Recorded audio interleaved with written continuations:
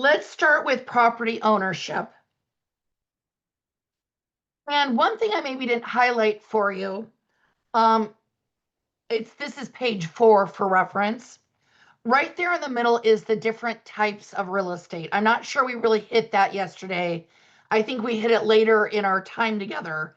But this is really breaking down the different types of real estate that, to your question earlier, what does my real estate license allow me to do?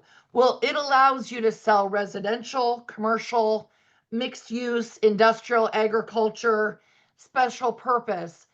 It allows you to do all of that. It's really your broker specific that's going to make a determination. But the Iowa license allows you to sell any of those. Now, residential and commercial, I'm sure you're very familiar with those are. One is where you live, one is where you go to work or shop. Mixed use is what I call affectionately the mullet of real estate. That's where we've got businesses on the main level and then apartment buildings on the top. So business on the main, party on the top.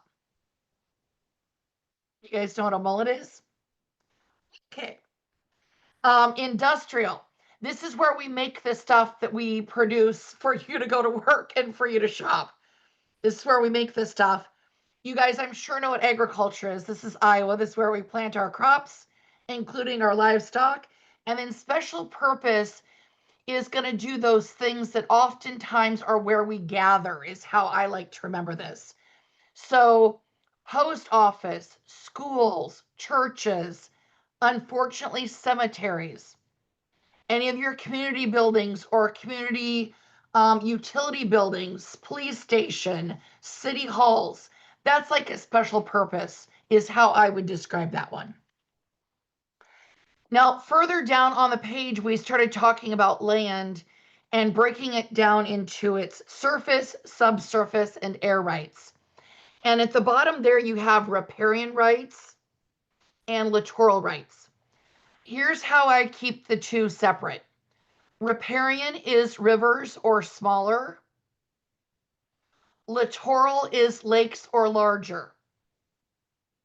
Now, for the riparian, there's various sizes of river. There's maybe what we were calling a stream or a creek yesterday, all the way up to the mighty Mississippi, right? Now, if you've got a stream or a creek that is a boundary between our two properties that we own, typically the lot line is going to be in the center of the water source. Now, I can float on your side of the water, you can float on mine, but I can't build a dock or fish from your side. You can't build a dock or fish from mine. Okay. The mighty Mississippi, because that's government controlled, you're going to own that to the banks. Nobody's going to own that water source that's government controlled. So you'll own it to the banks. Littoral rights, if you have this on the exam, this is going to be a question about, I'm going to bet, beachfront property. And where's your property line? And that the key you want to look for is the high tide or the high water mark. High tide or high water mark. Then the other key thing I think you need to know about these water rights, more specifically, in your book at the top of page 5 is the doctrine of prior appropriation. This is a law that says in areas where water sources are scarce, you've got to get permission to irrigate your crops.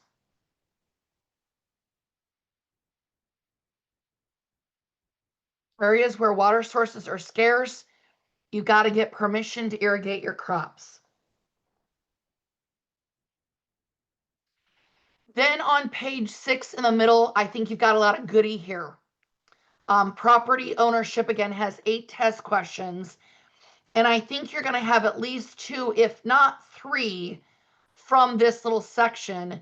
And the question is, does it stay or does it go? Is it real property or is it personal property? Now, we learned yesterday that another word for personal property is chattel. My memory source for that is children and cattle. You take those with you when you go. Again, We're not selling houses that include 3 bedrooms, 2 baths, and your wicked, wicked teenager. No, you take that teenager with you when you go. So where does it become real property? Well, number one, real estate is created when we have human-made permanent structures attached to the land. Number two is where we take that personal property and it's so attached by method and intention that it now becomes a fixture staying with the real estate when it's sold. So we talked about furnaces, air conditioners, water heaters, electrical lines, plumbing lines, anything that's permanently attached with intention that now stays with the real estate. Shingles, light fixtures, carpet, flooring, light switches, cabinetry. These are all great examples of things that were once personal property when they were at Lowe's, but once they're hardwired, plumbed, permanently attached with intention, they're now a fixture and they stay with the real estate. Okay. The next layer that we discussed with that on page 7, towards the top, is plants. And we learned the definition of perennial and annual. The perennial regrows itself every year, sometimes if you don't want to. If you don't want to. Lynette, I see you laugh at me when I say this. There's many times I thought I killed something. I didn't. It came back anyway. That's a perennial. Grasses, trees, shrubs, bushes, hostas is another good one that you see a lot of. An annual is personal property. You got to replant it every year. Corn and soybeans. Okay. Now, here's some questions out of that. Is which of the following would be personal property? Crops, trees, shrubs, sidewalks, right? And we know that crops is personal property, even though it feels like it blends in, right? Do not fall for Sesame Street brain and pick sidewalks just because it's not like the others. No, we know that those were all permanently installed except for the crop. It's an annual that's got to be replanted, therefore it's personal property. The other one that we talked about was the antique rose bush, the geothermal furnace, the wrought iron bench. Which of those three are personal property? Don't let the adjectives fool you. A bush is a perennial. It's real estate. That geothermal furnace, it's still a furnace. Good luck digging that up. Good luck finding it and digging it up. That is permanent structure. The bench, even though it's heavy, it's personal property. Okay. Then I want to add one more on there. No, two more. The one was we used the word alcove, ALCOVE. And I would, if you need to Google this again, please do. An alcove is what I'm going to put a recessed area in the wall. It sits back maybe 4 to 6 inches from the rest of the wall. You see it in dining rooms a lot too, where there's just this little pushback area. If you've got furniture, even if it fits in there perfectly, if it's not attached, it's personal property. Okay. Then another really good question was asked yesterday that I think is worth it to talk here. Mobile homes and motor homes. Those are personal property. They're not real estate. So a mobile home park, for example, that is actually that person will rent the land and be able to put their mobile home on it. Now, a lot of those mobile homes, they look real, right? They're skirted, but they are on wheels. They are still on wheels, or jacks. But long story long, they're not permanently attached to the land, so they're not real estate. They're personal property. Okay. Then an absolute candidate right there in the middle again on page 7, is a trade fixture. A trade fixture is used for the course of doing business. So I want you to think commercial lease.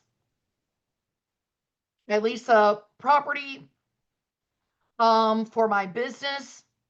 I want to anchor that hydraulic chair that your beauty operator uses. I think was the example that we had yesterday. That's going to get you up in the air so they can cut your hair. That we want anchored to the floor so it doesn't fall over, right?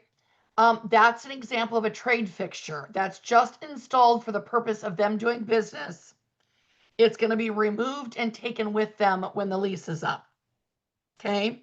If you see a question on the exam about a trade fixture in a residential property, red flag. That's a red flag. Those two things don't go together. Trade fixtures are for business. So I want you to think commercial lease. Then let's pop over to your page 8. There in the middle. And let's talk homestead. Now, a homestead exemption will be something that we discussed for your career. That is a part of a tax break that you get in Iowa with your county for living in the home you own. It's for your own personal, what they call family home. It'll give you a little bit of a tax break on your property taxes. For the exam, homestead refers to the concept that your personal family home is protected from most creditors. Meaning, if you get into a huge lawsuit, they can't just take your home from you in order to repay that debt. They can take other assets, but not your personal family home that you live in. And even a lot of bankruptcies, I don't know a lot about bankruptcies, you're able to file and still leave your house exempt from being included in that, the home that you live in. However, the reason it says most creditors is because we know that if we get a loan from a bank to buy that house, AKA a mortgage, and you don't pay the mortgage, the bank's going to take your house. It's called pay, stay. Foreclosure. And we're going to dive more into foreclosure yet this afternoon, right before we talk about those VA loans that we mentioned. Dower rights is another one that I don't know if this one is really exam. Okay, encumbrances. I want to stress to you, these are specific to the property and they stay with the property. The first major one is an easement. An easement gives permission for someone else to use your land for a specific purpose. It does not rise to the level of ownership, but allows them to use your land for a specific purpose. It could be a driveway. We talked a lot about that yesterday. It could be for a utility. We talked about wind turbines and Mid-American Energy. I mentioned the Rock Island Railroad that went through our farm. We're giving someone else use permission for a specific piece of our land, but again, it doesn't rise to the level of ownership. Okay, it's in the title work. It's permanent, which means when they use the term that it runs with the land, it means that every time that property is bought or sold, that easement stays with it. The new owner doesn't have to go and renegotiate it.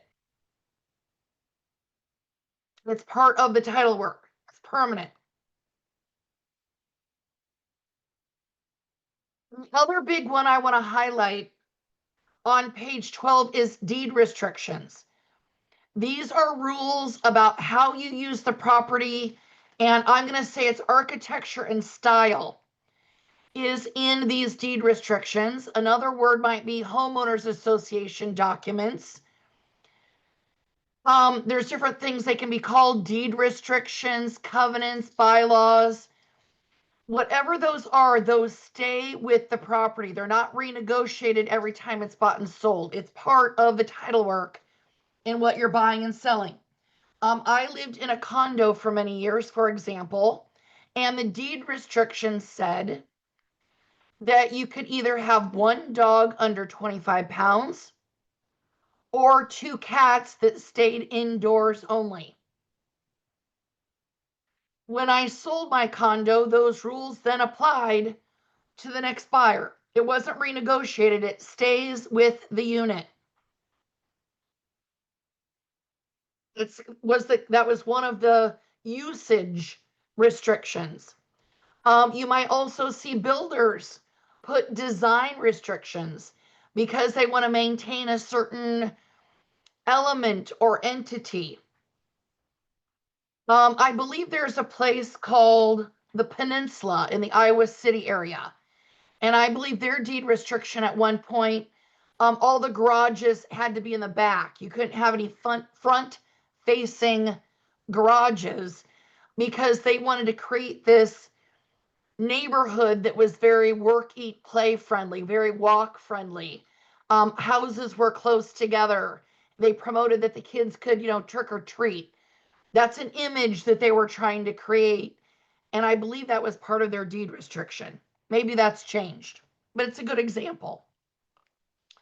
What I do think that they're going to do on the exam, possibly, is challenge you to know the difference between a deed restriction and a building code.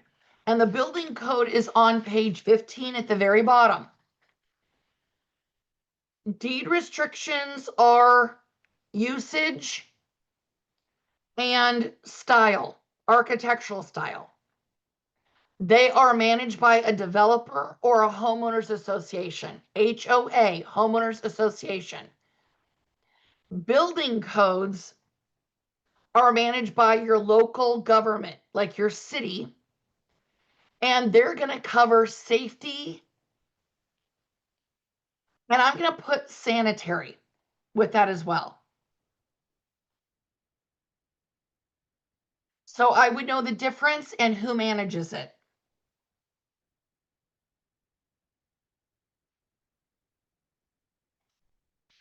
Then for liens, you've got specific and general. The specific ones mean it's attached to the property.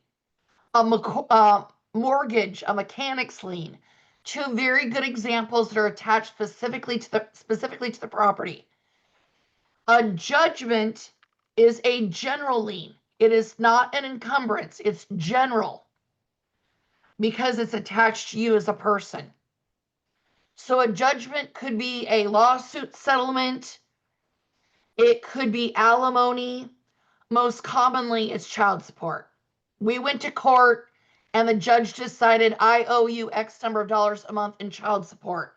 That means I've got a judgment on me until the conditions of that case are met. My payments are in full and that child turns whatever, 18.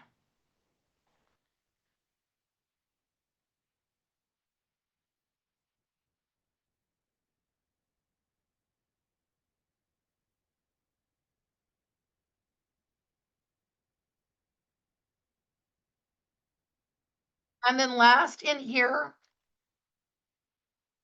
last big rock of this section is going to be legal descriptions. And a legal description is what we are buying and selling with real estate, not the address. And as a reminder, and this could be a good question, the legal description should be written out in its entirety on the contract. If you don't have enough room, get an extra piece of paper and attach it to the contract. Now there's three types of legal descriptions. Another word we could call these are surveys, but the first one is meets and bounds. This is like our upper 13 colonies in the Midwest, New England, Northeast part of the country. And these legal descriptions start with a point of beginning, a landmark known as a monument, And it describes the exact perimeter of the property all the way back to that point of beginning. Now, the example that I gave you yesterday that I think is a great meets and bounds question is if you go 100 feet north, 85 feet east, 100 feet south, how do you get back to the point of beginning? And we all agreed yesterday you got to go 85 feet west, correct? And I had to draw that one out on my little scratch paper at the test center. I'm a visual person. Can I tell you something else about the scratch paper? Now, this is an example of what your brain does when you go and take an exam. But if you take the exam in person at a test center, as of I know today, you get a piece of scratch paper. Mine is always Robin's Egg Blue, last four digits of my social with my name on it. If you're doing the exam from a remote location, you don't get scratch paper. I believe there might be a whiteboard in the program. No one's ever really clarified that for me. But here's the deal that I get for feedback. Students say to me, Amy, I wish they gave you more than one piece of scratch paper. And I say, you used your scratch paper front and back. And students look at me like, oh my God, I didn't even think about turning it over. You guys are laughing, but I share this with you because this is some of the things that your brain does when you're at the test center, and PSI knows it. They know that it happens. So don't let them take advantage of it. Turn that piece of paper over. It's two-sided. Government rectangular survey system. This is where our government started to get organized. We're expanding our country westward, and we're creating these parallel lines every 6 miles going east and west, and every 6 miles going north and south. The general name for those lines that make this grid are township lines, because where they intersect creates a 6 by 6 mile township, right? More specifically, the lines that go east and west are called tiers, Tiers. Again, make the capital T an arrow. East and west. Range lines go north and south. Make that capital R the side of that go up and down. Those go north and south. Now, let's talk about these townships. They are made up of 36 1 by 1 mile sections. Each section has 640 acres. More specifically, what I want you to know is 1 acre equals 43,560 square feet, 43,560 square feet. So the example that I gave you yesterday was if we're building a 20,000 square foot building and we need to put it on a lot 3 times its size, that's a 60,000 square foot building, correct? To convert it to acres, we would divide that by 43,560.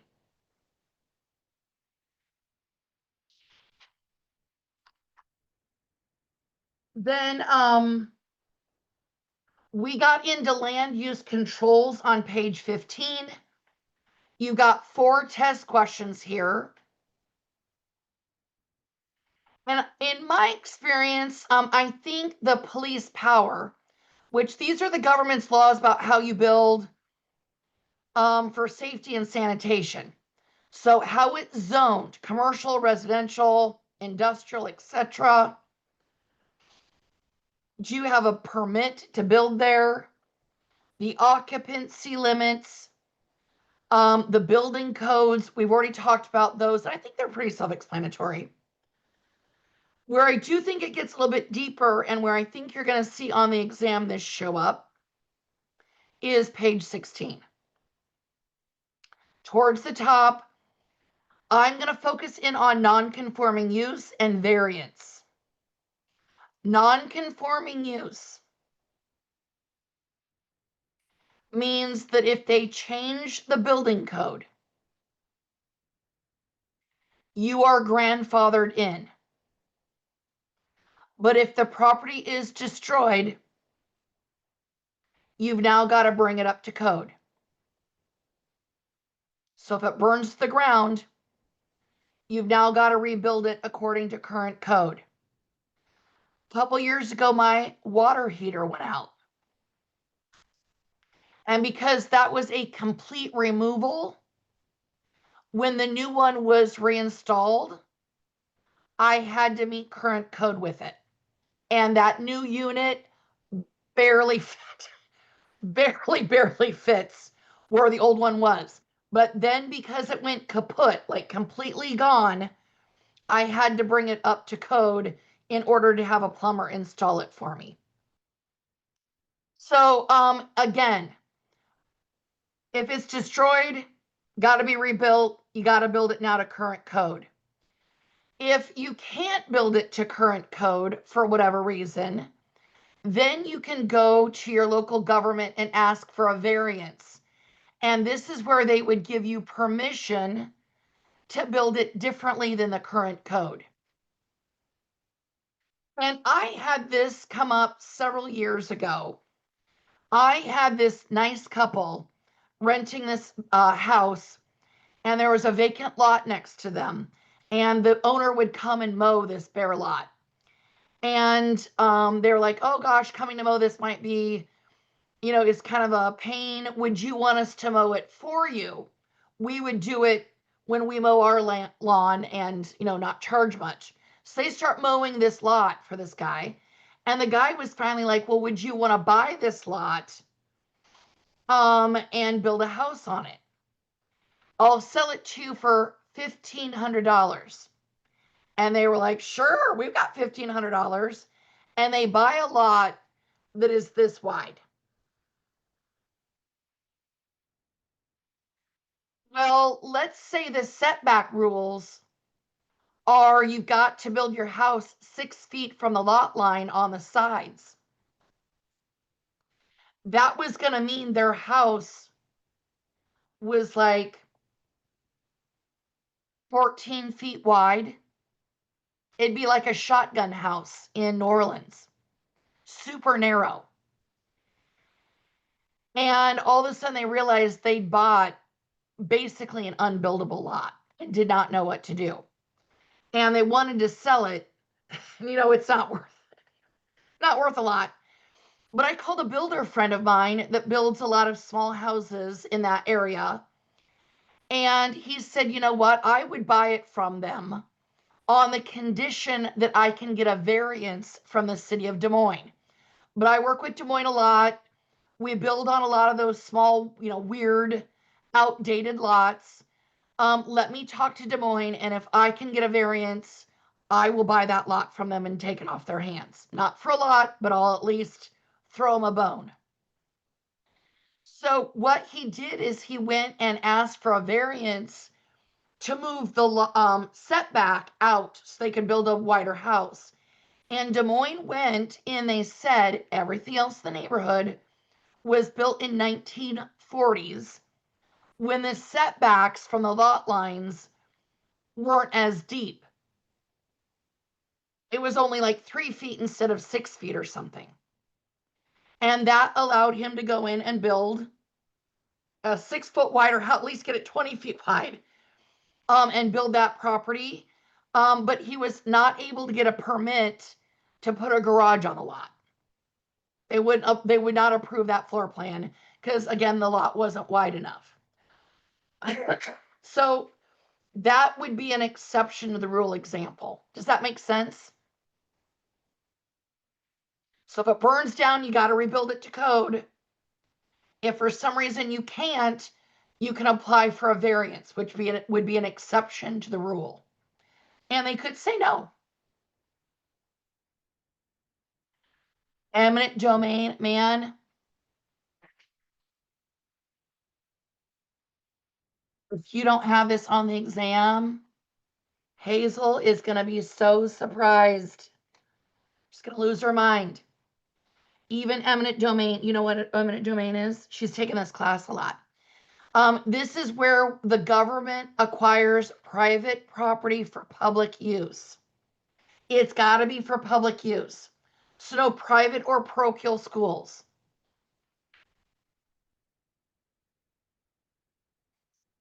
And if the seller refuses after they've been offered a fair price, they refuse to sell, then the government can go through the judicial process of condemnation and a judge will decide whether it's fair or not.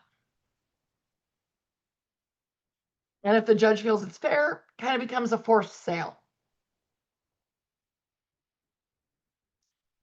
And we've got several elements of taxation. The bottom of page 16.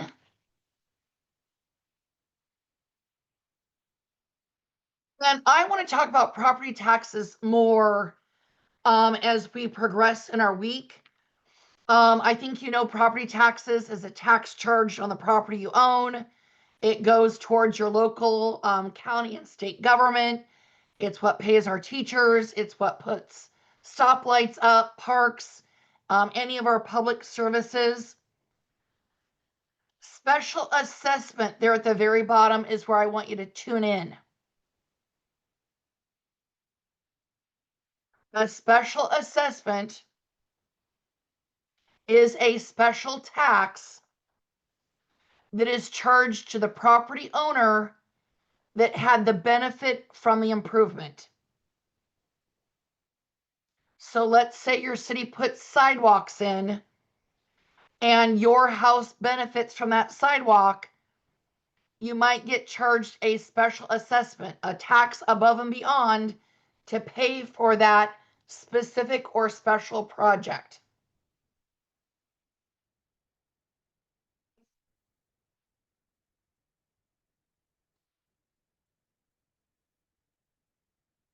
We're going to talk about transfer tax stamps again later. It's at the top of page 17. We'll do some math examples on that.